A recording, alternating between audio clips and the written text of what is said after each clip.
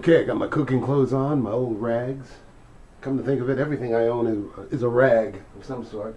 But at any rate, we're going to make a regular, everyday tomato sauce for all your pastas and everything. It's real easy, real quick, and it comes from some tomato sauce that you buy just in a regular store and all that. That's our basis for it. Now you see here all the nice ingredients it has and all that. All right, hope you can see that. This is a real nice place to start. This is just a store brand tomato sauce, no fancy anything, and as you can see the ingredients are decent, and there's no high fructose corn syrup. I avoid those at all costs. I don't want to eat any of that stuff, the high fructose corn syrup. That's just garbage, you know. So this is nice, and you can add your own spices on top of it, and that's what we're going to do. It's a very simple sauce. Okay, let's get down to it. Our garlic, and I'll probably use all 5 pieces because I love garlic. I dig it, man. Our standard Italian style basil, thyme, oregano, and in this case a little onion powder. And a little more than I usually use because in a red sauce I like a little extra onion powder. So that makes it real simple. Okay? And here we're going to have a cup of half and half, which I'm going to get right now. Okay, we got our cup of half and half. I didn't want it under the lights, you know, because it's a little, I just don't want it to sour, of course. So let's get started at that. We'll show you how easy that is. And of course we have a little olive oil.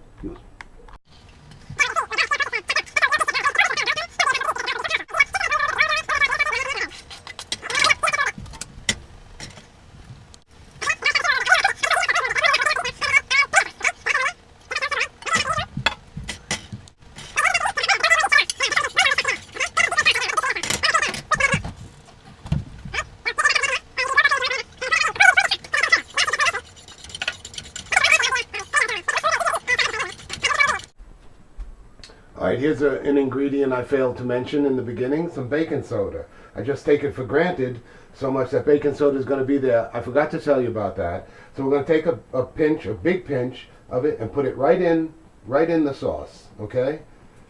How's that? And now we stir that around. That also helps the acidity of the sauce.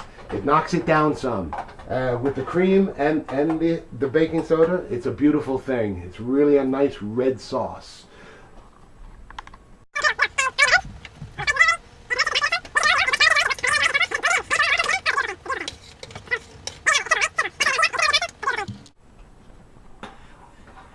So don't add any extra salt because you just did actually with the baking soda. Baking soda is very salty, it's very high salt content. So between the store-bought brand and your salt, you're going to have plenty of salt in there. So don't mess with any other salt, okay?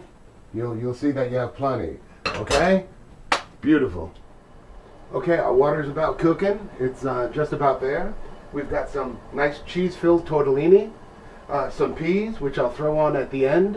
When the tortellini's done, just before it goes in the colander, I'll throw those peas in the hot water and they'll cook up. Well, they won't actually cook, they'll heat up enough because these are frozen peas, frozen organic peas. So they'll heat up enough just to be sweet and delicious, not overcooked or anything. And we have some red pepper for the table for anybody who feels a little daring and wants to throw a little heat on their plate. Okay? So that's what we got coming up. My water's just about ready. Let me get over there. Alright, this is the serving dish I'm going to use for the pasta, our pasta meal. And what I'm going to do is when I put the colander in the sink, I'm going to put the colander right over that. And I'm going to pour all the hot water into that. And that's going to heat up the plate. And that'll heat it up really nice and efficient. You don't have to pay twice for it, man. So that'll heat that up. And we'll put our meal in that. And it'll stay warm for a longer period of time at the table. It'll be nice. Okay?